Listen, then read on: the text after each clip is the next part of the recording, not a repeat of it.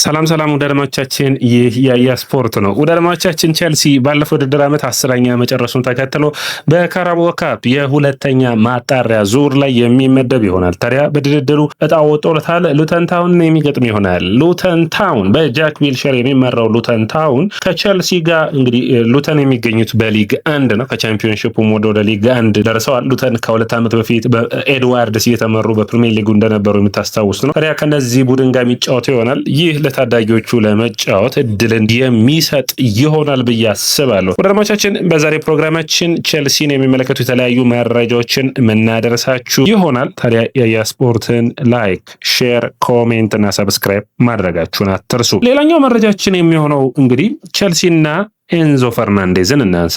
የኤንዞ ፈርናንዴዝ ጉዳይ በመጨረሻ ከቼልሲ ቅርብ የሆኑ ምንጮች እንደሚያረጋግጡት ከሆነ ቼልሲ ምንም አይነት ጥያቄ አልቀረበለትም እስካሁን ድረስ። ይህ ማለት ተጫዋቹ በቼልሲ የመቆየት እድሉ ሰፊ ነው ተብሎ የሚታሰብ ነው የሚሆነው። አሁንም ቢሆን ግን ዘአትሌቲክስ እንደዘገበ ከሆነ ዘአትሌቲክስ ጸሐፊው ሰምሊ እንደዘገበው ከሆነ ኤንዞ ፈርናንዴዝ በማንቸስተር ሲቲ ራዳር ውስጥ ነው የሚገኘው። ሲሞን ጆንሰንም ዘግቦታል። ነገር ግን አሁንም የመጨረሻ ውሳኔዎችና የመጨረሻ መረጃዎች የሚያስፈልጉ ነው የሚሆኑት። ቼልሲ 120 ሚሊዮን ፓውንድ ሲጨመር እሱን ተጫዋች የሚተካበት ሁኔታ ይፈልጋል። ነገር ግን ዝውውሮቹ ከዚህ በኋላ የኤንዞ ፈርናንዴዝን ተተኪ መፈለግ አስቸጋሪ በሆኑበት ቀናቶች የሚመጡ ከሆነ ዝውውሩ የመሳካት እድሉ ጠባብ ነው ተብሎ የሚታሰብ ነው የሚሆነው። አሁንም ቢሆን ቼልሲና ማንቸስተር ሲቲ በፔድሮ ኔቶ ዋጋ ጉዳይ ቼልሲና ማንቸስተር ሲቲ ብቻ ሳይሆን አርሰናል፣ ሊቨርፑል እንዲሁም ደግሞ ቶተናም የፔድሮ ኔቶ ፈላጊ ናቸው። እነዚህ ሁሉ ቡድኖች ግን ከቼልሲ ጋር በሚደራደሩበት ጊዜ በጣም አስቸጋሪ ነው። ቼልሲ በጣም የሚደነቅ ቡድን የሚያደርገው በኔ እይታ ከአብራሞቪች ጀምሮ በሽያጭ ጉዳይ ላይ ጠንከር ያሉ ቡድኖች ናቸው። እንዴት ገንዘቦችን ማግኘት እንዳለባቸው በድርድሮች ከትልልቅ ቡድኖች እንደ ቼልሲ ሻጭ ቡድን የለም ማለት ይቻላል። ታዲያ ከ70 ሚሊዮን ፓውንድ ምንም አይነት ቅናሽን እንደማያሳዩ ሁሉም ቡድኖች ይህንን ሀሳብና ፍላጎታቸውን ተናግረዋል። ሌሎች ቡድኖች ግን ከ50 ሚሊዮን ፓውንድ በታች ነው ተጫዋቹን እየገመቱት የሚገኙት። ይህ ትንሽ አስቸጋሪ የድርድርን የሚያደርጉ ይሆናል ተብሎ ይታሰባል። ነገር ግን ቼልሲ ተጫዋቹን ቢያቆይ ራሱ ደስተኛ ናቸው። እንግዲህ አንዱ አስፈላጊ የሆነው ንግግር ነው። ሌላኛው ግን ኤንዞ ፈርናንዴዝን በሚመለከት በሚቀጥሉት ቀናቶች ውስጥ ወደ ቡድኑ ሲመለስ አንዱ የሚጠበቀው የሚሆነው ከአሰልጣኙ ጋር የሚያደርገው ንግግር ነው። እንግዲህ ዣቪ አሎንሶ ተጫዋቹን አናግሮ በስብስብ ውስጥ የማቆየት ፍላጎቱን የሚገልጽለት ይሆናል። ያ ማለት አዲስ ኮንትራትን የመፈረም እድል ሊኖረው ይችላል። አዲስ ኮንትራትን ባይፈርም ግን በቼልሲ ቤት የመቆየት እድል እንደሚኖረው የሚጠበቅ ነው የሚሆነው። ቼልሲዎች እንግዲህ አማካኝ መስመሩ ላይ በተለይ የዳሪዮ ስጎን በውሰት በመልቀቅ ሌላ የአማካኝ መስመር ተጫዋችን የማስፈረም እድል ሊኖራቸው እንደሚችል የሚጠበቅ ነው የሚሆነው። አድማቻችን ሌላኛው መረጃችን የሚሆነው የሚካኤል ሞድሪክን የሚመለከት ነው። ሚካኤል ሞድሪክ የተጠበቀውን ያክል በጨዋታዎች ላይ አልታየም እና ይህንን ተከትሎ ተጫዋቹ በውሰት ሊለቅ የሚችልበት እድል አሁን ከጊዜ ወደ ጊዜ እየሰፋ መጥቷል። ስትራስቡርግና የእንግሊዝ ፕሪሚየር ሊግ ቡድኖች የዚህ ተጫዋች ፈላጊ ሆኖ መጥተዋል። ባዲያሽንን በሚመለከት ናፖሊዎች 2.5 ሚሊዮን ፓውንድ የውሰት ውልና በቀጣይ ደግሞ ለማስፈረም መብት ባለው ይህንን ዝውውር ለመጨረስ እየሞከሩ ይገኛሉ። ወደ አድማቻችን እንግዲህ በሚቀጥሉት ቀናቶች በባለፉት ፕሮግራሞቻችን እንዳነሳ ነው የላኳ የሮጀርስና ባርኮና ሄንደርሰን ስብስቡን የሚቀላቀሉ ይሆናል። እንግዲህ እነዚህ ተጫዋቾች አዳዲሶቹ ናቸው።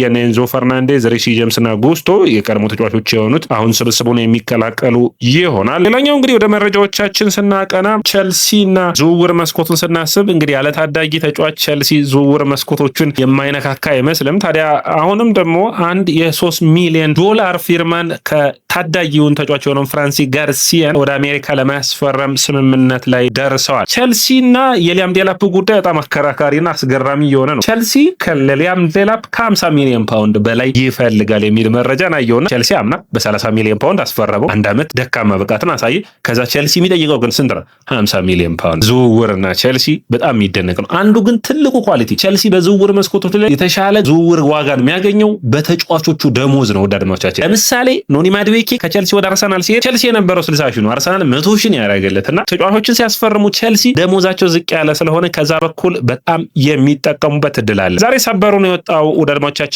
ማይልስ ሉዊስ ስኬሊ ለቼልሲ ቀርቧል የሚል ነው። ነገር ግን ቼልሲ ፔፔ ቻቫሬን አስፈርሟል። በአማካይ መስመሩ ላይ ደግሞ ቫላንቲን ባርኮ አለ፣ በግራ እግሩ የሚጫወት ታዳጊ ተጫዋች። ስለዚህ ማይልስ ሉዊስ ስኬሊ እንዴት ተመራጭ ተጫዋች ሊሆን ይችላል የሚለው ትንሽ አነጋጋሪ ነው ማለት የሚቻል ነው የሚሆነው። ነገር ግን ንግግሮች ሊኖሩ ይችላሉ።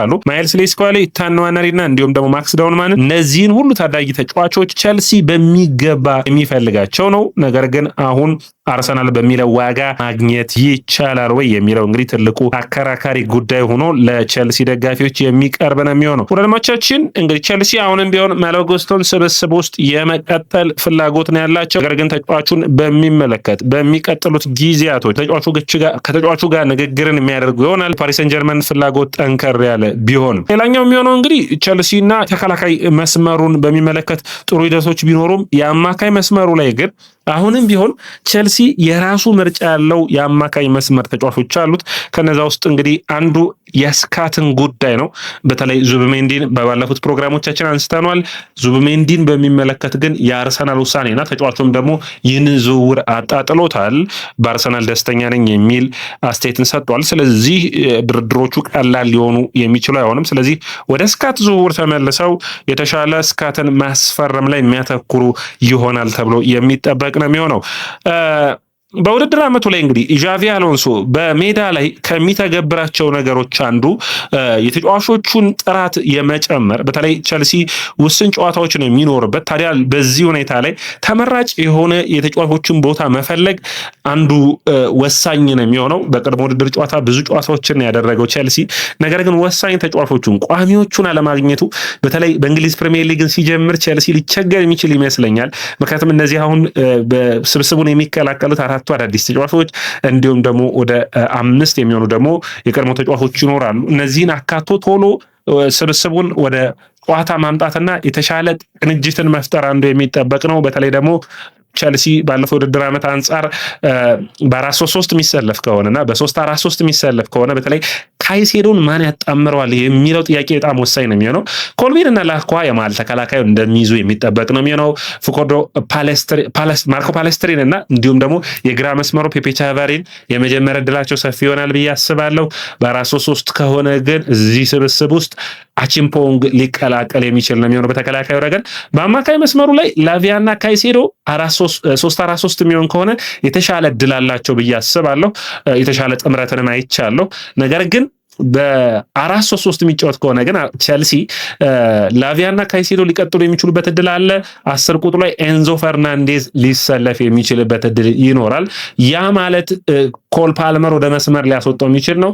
ነገር ግን ኤንዞ ፈርናንዴዝ ላቪያን ተክቶ በአማካኝ መስመሩ ላይ ደግሞ ሞርጋን ሮጀርስ እንዲሁም ደግሞ የቀኝ መስመሩን ደግሞ በተለይ ደግሞ ተመላላሽ የሆኑትን ኔቶን ወይም ደግሞ ሌሎች ተጫዋቾችን ልናይ የምንችልበት እድል ይኖራል። ታዲያ ቋሚ 11ን መለየትና ለዛ ቋሚ 11 ተደጋጋሚ ጨዋታዎችን በተለይ የጨዋታ ጊዜ ማጠር የተጫዋቾችን ምርጥ ብቃት እንዳትለይና ቼልሲ በፍጥነት በእንግሊዝ ፕሪሚየር ሊግ ላይ ተፎካካሪ እንዲሆን የሚያግዘውን እድል የሚያጣ ነው የሚሆነው። ሌላኛው መረጃ እንግዲህ ወዳጆቻችን ብዙ የቼልሲ ደጋፊዎች አስተያየት መስጫ ላይ ያየውን ቼልሲ ለእንግሊዝ ፕሪሚየር ሊግ ዋንጫ መፎካከር የለበትም ወይ የሚል አስተያየታችሁን አይቻለሁ። ነገር ግን ይህ በዚህ ወቅት የሚጠየቅ ጥያቄ አይደለም። ቼልሲን እስከ ህዳር እንየው የአሎንሶ ስብስብ ምን ማድረግ እንደሚችል። በኔ እይታ ዘንድሮ የአሎንሶ ስብስብ የሚጠበቅበት የእንግሊዝ ፕሪሚየር ሊግን መፎካከር አይደለም። መጀመሪያ የአውሮፓ ቻምፒዮንስ ሊግን የሚሳተፍ ቡድን በካራባኦ ካፕ በኤፍኤ ካፑ ተፎካካሪ ቡድንን ማሳየት የሚችል ከሆነ እንደ ቼልሲ በአሎንሶ ስር ፕሮጀክት ነው የሚገነባውና ለሚቀጥሉት ዓመታት ነው የቼልሲ ለዋንጫ የሚፎካከር ቅድሚያ የሚሰጠው ነገር። አምና ለዋንጫ ቢፎካከር የሚል ሀሳባችን ምን ያክል የቼልሲን ቡድን እንደበጠበጠው ያየንበት እንደሆነ ይታወቃል። ለአሎንሶ ጊዜ ሊሰጠው የሚያስፈልግ ይሆናል ብዬ አስባለሁ። ወደ አድማጮቻችን እናንተ ምን ታስባላችሁ? የእንግሊዝ ፕሪሚየር ሊግን ቼልሲ ለዋንጫ መፎካከር አለበት ወይ? የእናንተ አስተያየትና ኮሜንት የሚጠበቅ ነው የሚሆነው። ይህ የያ ስፖርት ነው። የያ ስፖርትን ላይክ፣ ሼር፣ ኮሜንት፣ ሰብስክራይብ ማድረጋችሁን እንዳትረሱ።